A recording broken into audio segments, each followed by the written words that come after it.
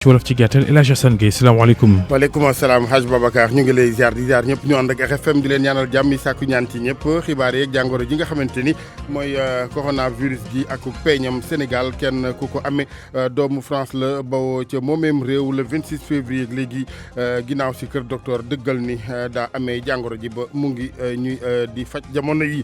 mu amee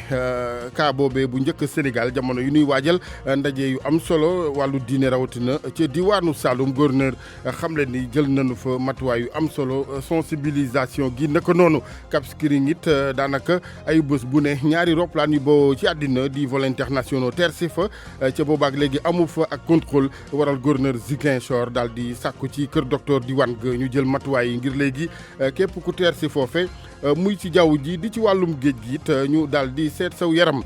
leneen ci xibaar ñeel université yi Sénégal ak waa SAES lu nu bëgg mooy ñu dakkal liggéey yi jëm ci wàllu tabaxum classe yi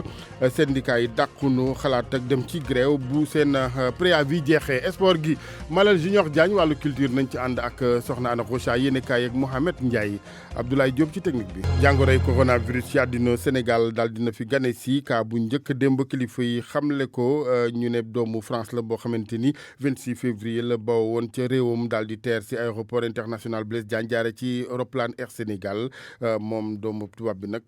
daal dinañu gis ne jàngoro ji la yor ndax Institut Pasteur ginnaaw yi analyse moo ko daal di dëggal ni ñu ko waxee kilifay kër docteur xamle ko démb sàkku yi ci askan wi matuwaay yi ministre de la santé la ñu ci àndal monsieur le ministre Abdoulaye Diouf Sarr ak Abdoulaye Diop. am na benn patient bu fa ñëw de nationalité française mais bi ñu ko seetee am na température 39 degré gorge bi di metti mooy put bi mais aussi bopp bi aussi di metti loolu joxe njort ne mën na nekk feebar bi xamante ne mooy coronavirus. Institut Pasteur bi ñu xoolee résultats yi xamante ne analyse bi joxe na ko wax nañ ñu ne résultats yi dafa positif mooy que ne jàngoro bi mu ngi ci yaramam. ñuy wax ne ñi ngi leen di wax ne bu kenn paniquer parce que système de santé Sénégal man ngeen ko wóolu ci stratégie bi xamante ne teg na ko en place pour circonscrire maladie. déjà li ñuy wax cas contact mooy par exemple ñaari doomam soxnam ba aar ñi xamante ne ñëpp yaakaar nañ ne war nañ leen mën a vérifier déclenché nañ. moo tax ma leen di demander organes yi xamante ne bëgg nañ accréditer ay journalistes ñu ànd ak suñu service de communication ma leen di yëgal ne mën ngeen rapproché wu de nous benn salle de presse danañ ko mettre en place comme ça bés bu jot rek ngeen mën a am information bu baax à la source. ministre de la santé monsieur Abdoulaye Diouf Sarr démb ci jano bi ak taskatu xibaar yi ñu fàttali ne kilifa yi kër docteur boobaak léegi daal dinañu tegtal mbokk yi askan wi fi nga xamante ni fa la moom aji amee jàngoro ji jaar di doomu France ci aéroport ba ci ni ko kër docteur gi di SOS médecin dalal ginnaaw si lañu daal di yëgal kilifa yi kër docteur ne daal njortal nañu ko jàngoro ji ba ni mu feeñee ci moom doomu France bi dañu ci ànd ak docteur Ousmane Gueye moo jiite service national éducation d'information pour la santé. C'est SOS médecin qui nous a signalé que SOS médecin moo njëkk a signalé ni jot nañ benn patient boo xamante ne tubaab la nationalité français la yor bu am fanweeri at ak ñett bu nekkoon France fan yi ci benn région bu ñu tuddee Nîmes moom nag mi ngi amee woon ab fièvre boo xamante ne toll na ci 39 degré bu ànd ak sëqët ak it put buy métti ci laaj li ñu ko doon laaj ci lañ njort ni jàngoro ji mu yore kat moo di coronavirus. ci lañ contacté lii di ministère de la santé ci loolee nag ci lañ yónni ay ndaw ñu dem xooli bu baax li ko dal bañ defee ay prélèvement yóbbu ko fii ci Institut Pasteur ñu def ay prélèvement ñaari yoon ci samedi bi passé ak dimanche bi ci lañu waa Institut Pasteur waxee ni ci lu njëkk il faut ñu isoler malade bi pour ñu xam dëgg-dëgg ndax dafa yor doomu jàngoro gi waaw wala déet ci démb bi nag ci lañ dëggal ni doomu jàngoro bi kat mi ngi ci waaj est revenu positif. docteur Ousmane Gueye bu SNEIPS tekki geek Aliou Ba ñu fàttali ni kàddoom yooyu moom docteur Ousmane Gueye mu ngi ko yëkkati démb ci waxtaan bu télévision Futur Média doon amal jëm ci jàngoroy coronavirus tubaab bi amee jàngoro ji ca indi ko Sénégal fa mu dëkk ci gox bi ci Ndakaaru ña dëkk ak moom donte ñu ngi ànd ak dal jël nañ it matuwaay yi ngir fàggandiku gi ñeel jàngoro ji reportage foo fekk soxna Fatou Mbaye Ndaw. ginnaaw bi mu yendoo école Souleymane Ndiaye di ab élève mu ngi ñibbi ñibbi këram waaye laata loolu la ko yaayam xamal ni feebar bi di coronavirus feeñ na seen koñ bi nga xam ni le français bi ñu mettre en quarantaine dëkk. école laa nekkoon sama yaay moo ma woo avertir ma mu ne ma corona am na mu ne ma faire attention bu mu nuyu n'importe qui su ma wàccee mu ñibbi directement mu sol masque. ba tey ci quartier bi Kenneth mu ngi ñaan ñu saytu itam waa këru français bi ak sensibiliser askan wi. vu que la personne a été comme doomu aadama bi isolé nañ ko yóbbu ko ci l'hôpital li ci gën mooy ñu jël njabootam def tamit ay examen ci ñoom ngir xool ba xam yor nañ virus bi am déet laata ñuy amal ab sensibilisation ci quartier bi ci Ndakaaru waaye tamit ci Sénégal gépp ngir mën a yee askan bi. ca garage taximaanu quartier bi li ñu xamle rek mooy dinañ jël ay matukaay waaye ku ñëw ñu yepp la. Oumar Gueye. ku ñëw dinañ koy incha allah dinañ jël suñu matuwaay si bépp côté nag comme yor mouchoir raxas ba set ak yeneen ak yeneen waaye nag ku ñëw dinañ koy. cas bu njëkk bu coronavirus nemmeeku nañ ko fii ci Sénégal mu doon benn français bu ñibbi si Sénégal ginnaaw bu mu amee benn ay bés ca France bi ñu jotee ci bile xibaar waa quartier ma tiit nañ waaye di def seen kéemtulay kàttan ngir mucc ci bile feebar. Soxna Fatou jërëjëf jamono yi nga xamante ni coronavirus nuyoo na Sénégal mu yemoo ak ay ndaje yu am solo naam ci wàllu diine. waaye daje gi waral matuwaay yi mënut a ñàkk fu ci mel ni diwaanu Saloum dina ci daje li nga xamante ni mooy ay ndaje yu am solo ñett ba ca jiitu mooy gàmmuk Poroxaan gi alxamis lay doon ji di ñëw gàmmu tey ba Niassène naka noonu ziar annuel lew na Niassène ci weeru mars moo waral it kilifa yi diwaan ga Kaolack xam le ni jël nañ ci matuwaay wàllu ñaax askan wi yeete gi naka noonu ginnaaw CRD ñu déglu gouverneur bu Kaolack Alioune Badara Mbengue ak Ibrahima Diamé. dafa tombé lu nekk ci région bi ñetti xew-xew yu am solo ci benn weer ci benn région et que ñaari xew-xew yi amee ci benn département muy Nioro mooy Magalu Porokhane le 5 mars Gamou Taïba Niassène le 10 mars beneen événement bi mooy le 28 mars mu nekk ziara Léona Niassène loolu nag su amee ci période bii nga xam ne nii ñu ngi wax ay feebar yu am ci àddina bi yëpp te mu law ci àddina bi je crois que dafay laaj fagaru moo tax ba sànq bi ñuy ubbi ñu wax ci lu mel noonu léegi bu loolu weesoo nag gàmmu gi dañ koy préparer comme ni ñu doon préparer yeneen édition yi wala wér-gu-yaram comme ni ñu ko waxee am na campagne sensibilisation bu ñu def contre les maladies plus particulièrement le coronavirus mais aussi am na yeneen dispositifs yu ñu jël maanaam ay postes médicaux avancés doté le comité d'organisation donc de médicaments indi ay ambulances set ak setal ñoo ànd ba tax na ba je crois que danañu nettoyer Taïba Niassène je crois que à partir de suba gannaaw suba danañ ko commencer nettoyer. monsieur le gouverneur Alioune Badara Mbengue bu diwaanu Kaolack ñu des mbokk yi ak yéen ci wàllu jàngoroy coronavirus ak matuwaay yeeg li nga xamante ni moo ci doon yi tegtal ci wàllu contrôle yi naka noonu aéroport bu Cap Skirring ay bés bu ne dina daal di dalal ñaari roplaan gën caa gàtt yu bawoo ci àddina di vol internationaux ca moo ne boobaak léegi amul benn dispositif bu ñu fa teg di wàllu matuwaay moo waral gouverneur Ziguinchor Géej Diouf sàkku ci kër docteur diwaan ga ñu jël matuwaay yëpp ba loole bañ amati saa yu nu fa roplaan teere rek ak kum fu mën a doon ñu xool saw yaram naka noonu ñi jaare ci géej gi Lamine Ba. aéroport bu Cap Skirring semaine bu ne dana dalal ñaari vol internationaux yi nga xam ne ñu ngay jóge ci Europe teer fa gouverneur bu région bu Ziguinchor ni sant na waa région médicale ñu taxawal fa ab dispositif ngir képp ki nga xam ne wàcc nga fa ñi saytu la. Géej Diouf. aéroport bu Cap Skirring dafay am semaine bu nekk ñaari vol internationaux xam si bitim réew lay jóge directement ñu wàcc fii ci région bi tax na ñu ne il faut ñu def foofu benn dispositif ba nga xamante ne dispositif spécial lay doon. wax nañu tey médecin chef de région bi mu def fa équipe composé ay médecins ak ay agents de santé ak équipement bi war pour que touristes yooyu di jógee bitim réew di ñëw wàcc directement aéroport Cap Skirring ñu mun leen a xool balaa ñuy dugg ci dëkk bi loolu dina effectif ci vol bi nga xamante ne mooy ñëw. ci liggéey contrôle boobu nga xam ne nag kilifa yaa ngi koy amal am na ab bateau bi nga xam ne nag teg nañ ko loxo moo ngi yaboon nag lu teg fanweer ak juróom-ñetti touristes yi nga xam ne ñoo ngi bëggoon dem fa nga xam ne nag moo di caravane. tey am na bateau ba nga xamante ne dafa yegsi yore ay touristes waroon a costé ci pooru Carabane bu mu yegsee bu ñu ko contrôlé gis nañu ne formal kayit yu bëri am bateau bi amu ko mais rawatina amul kayit bu inspection sanitaire boobu tax na bateau boobu ñu taxawal ko dellu wax ko ne na dellu Dakar bateau boobu dellu na Dakar pour ñu def inspection bi ci war. kii nga xam ne moom mooy gouverneur bu région bu Ziguinchor yëkkati na ay kaddu di sàkku askan wi ñu bañ a paniquer nee na jamono ji nguur gi teg na ab dispositif bi nga xam ne képp ki nga xam ne jot nañ am nga feebar bi ñu mën laa toppatoo. Lamine Ba Ziguinchor rajo Futurs Médias. jërëjëf Lamine ñu dem penku bi yoon ca Kédougou xam ngeen ni dafa tofook réew yu mel ni Guinée ak Mali foofee nag ay matuwaay ci zone frontalière yi ba nga xamante ne daal ñaaxe gi naam waaye contrôle yi ngir jàngoro ji dañ fay am taxawaay gu am solo Ibrahima Diabakhate. ñetti district sanitaire yi région médicale bu Kédougou te bokk frontière Guinée Conakry ak Mali taxawal nañu ay pexe pour gën a mën a bàyyi xel ci coronavirus 2019 ginnaaw centre de transit bi ñu samp pour éventuel cas suspect tàggat nañu seeni personnel ci feebar bi te tamit autorité sanitaire yi boole nañu askan wi di yeewu ci village frontalier yi Mamadou Diop mooy médecin chef de région bu Kédougou. jéemuñu sax ci poste de santé puisque affaire yi même formé nañu sax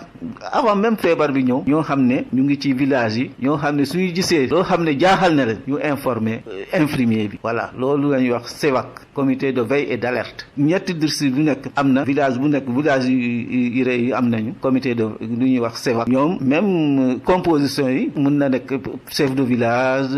enseignants yi dafa yaatu à peu près comité bu nekk am na à peu près 15 personnes minimum ñoom suñu gisee lu leen jaaxal ci population bi ñoom ci population bi la ñu bokk lu leen jaaxal ci population bi ñu informer infirmier bi. dem ak dikk bi ci diggante frontières yi tax na ba ñi samp ay kuréel ci gox yi pour gën a mën a bàyyi xel ci feebar bi donte sax jot nañu recenser benn cas coronavirus fale ci Ndakaaru Ibrahima Diabakhate Kédougou RFM. pour man RFM mooy rajo bi gën a jege askan wi. RFM rajo bi jaamu seen soxla. leneen ci xibaar ñeel njàng mu kawe meeg bànqaasug SAES gi nga xamante ni ñoo fare ci Ndar UGB Université Gaston Berger doon dalal secrétariat bureau national ngeen baal ma bu SAES mooy syndicat jàngalekat yu daara yu kawe yi ñoom nag di sàkku SAES ñu daal di baral li nga xamante ni mooy liggéey bi jëm ci tabaxum salle de classique amphithéâtre ndax ak yeexte lañu ci nemmiku ci weneen wàll it bu ñu sañoon ñu audité lu jëm ci mbiram orienté gi ñeel borom bac si secrétariat général bu SAES xamle it ne dàqunu xalaatab dem ci grève bu fekkee ni préavis gi jeex na préavis gi talaata ji la njeexte li dañu ci ànd ak secrétaire général adjoint SAES UGB Nalla Socé Fall ak Mohamed Nabi Sylla. coono yi am Ziguinchor am Bambey am Kaolack bi nga am bu université bu bees bi tamit yooyu yëpp am na fii waaye nag ñun li ñu si xaw a dimbali rek mooy ne ñun dañu xamoon li ñu attan ñu xeex ba nga xam ne dañ ne woon du ñu jël lu ñu attanun mais malgré ça sax ñoom respecté wuñ li ñu defoon si loolu nag ñu gisee waxtaan bu baax ak suñu secrétaire général national ak ñi mu àndal ñëpp li ci topp nag mooy ne orientation bachelier xam nga xale moom su amee bac dafay am foo xam ne fa la gën a mëne léegi yenn saa dina juum ci tànneefam léegi dañ koy yónnee université nag université yi xool en fonction note yi mu am ñu xam ne kii kat fii la gën a xarañ ñu jéem ko yónnee foofu suñ ko yónnee foofu loolu dafay yokk chance am pour mu mën a réussir si biir université waaye boo ko jëlee rek sànni ko fu la neex da ngay ñëw loolu mooy indi xale yi nga xam ne ñaari at la ñuy def université ñu dàqale ñu dem feneen tey sax ñu ngi am ay xibaar yu bëri ni xale yoo xam ne ñu ngi commencé nañ bàyyi si université bi parce que fi ñu leen yóbbu neexu leen ba pare mënuñu fa ba pare conditions yi dafa métti ndax amuñu dëkkuwaay yu doy ñenn ñi li ñu naan double flux la ñuy def presque da ngay jàng da ngay ayee si classe bi salle de classe TD mënoo am 300 wala 150 dañuy doon ay maximum ay 35 à 40 nga xam ne li nga leen di jàngal dañ koy pratiquer. sport geeg Malal Junior Diagne maa ngi lay ziar Malal. maa ngi lay delloo ziar la Jassane. bismillah ñu door ak wàllu football féminin jëm si loolee di tournoi UFOA A Sénégal nag ma nga ca jongante ya di ca war a amal ak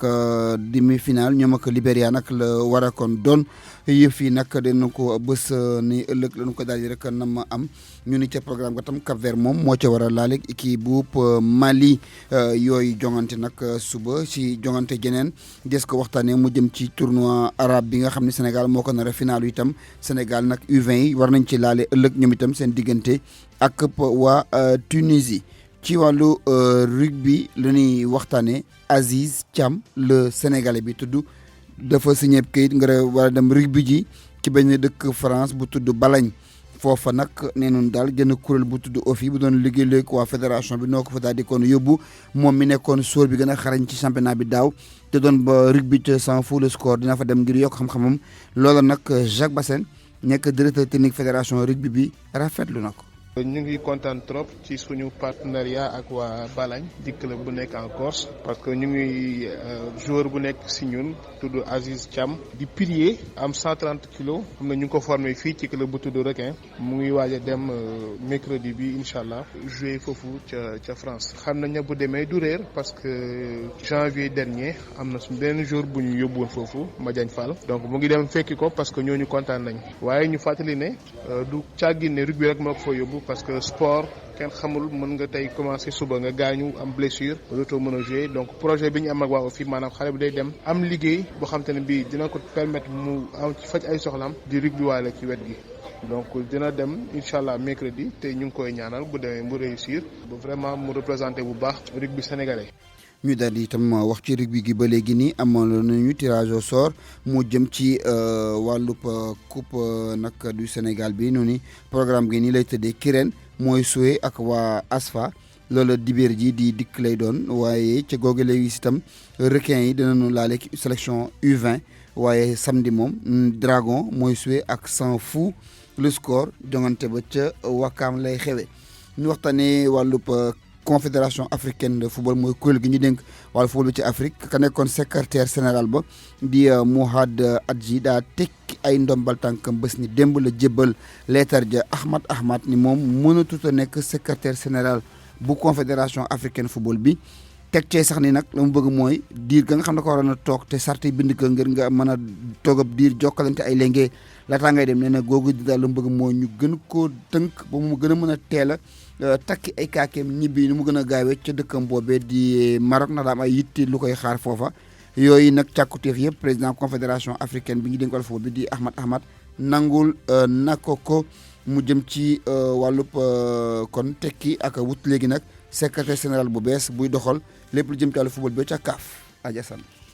jërëjëf Malal ñu jàll ginnaaw bi ñu la gërëmee ci Hadj Ndate Diop ci wàllu chronique culture bi. dalee na jàmm juróom-ñaari fan ci weeru février ba léegi ndakaaru di dalal ab projet résidence ci wàlluk art boo xam ne ni dañ ko jagleel ay ndaw artistes yu yëngutu ci wàlluk son mu di ab projet boo xam ne ni fondation Beethoven pour l'art et la culture moom moo ko taxawal Marion Louise Grand Silla moom mooy directrice su kër cosaan mi dalal boobu résidence ñu duppee Sonotopia ñu déglu kook Anna Rocha. alors le projet Sonotopia déjà. projet Sonotopia mu ngi dugg ci 250e anniversaire u Beethoven nga xam ne ay at a ngi nii mu am benn concours bu ñu jagleel artistes yu ndaw yi ngir ñu expérimenter son yi Beethoven nekkoon ku ñu xam waaye itam ku doon innover ci wàllum son ci noonu am na boursier yu gagné prix fondation Beethoven ñoom la ñu invité ren ci Sonotopia ñuy dem nag ci dëkk yu bari ngir explorer son di ay son yu nga xam ne duñu ci faral di bàyyi xel ñoom nag dinañ amal liggéey bu artistique ci les sons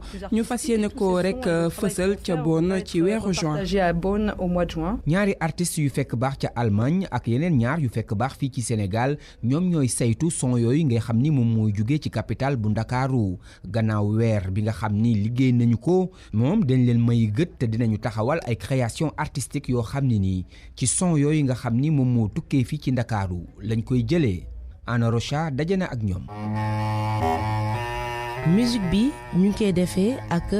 benn raccord ñu taf si benn bekku saxophone waaye itam benn bopp bouteille plastique ki def li ni mel di Martin Torneau bokk ci ñeenti artistes yi nga xamante ne ñoo bokk ci résidence Sonotopia googule naka noonu kii di Nika Schmidt jóge Luxembourg. il y a beaucoup de bruit. bruit yi am Dakar bari na waaye ute na itam man li ma intéressé rek mooy yi nga xamante ni am na lu ñuy tekki. signifie quelque chose. moom nag lu muy faral di def moo di ay installation sonore gannaaw benn semaine nga xamante ne def na ko ci Ndakaaru artiste bile am na déjà idée ci li mu bëgg a def. des installations sonores qui montrent. dama bëgg a def installation sonore waaye jaarale ko rek ci li nga xamante ni mooy ay bruit ventilateur ak calebasse. qui intègre les deux. ci wetam benn baat bu ñu min lool Mbossou Adramé Ismaël Koli journaliste bi nekk léegi artiste nee na résidence bile opportunité bu mag la pour moom. déjà daanaka Dakar bruit yu ñu fiy dégg dafa xaw a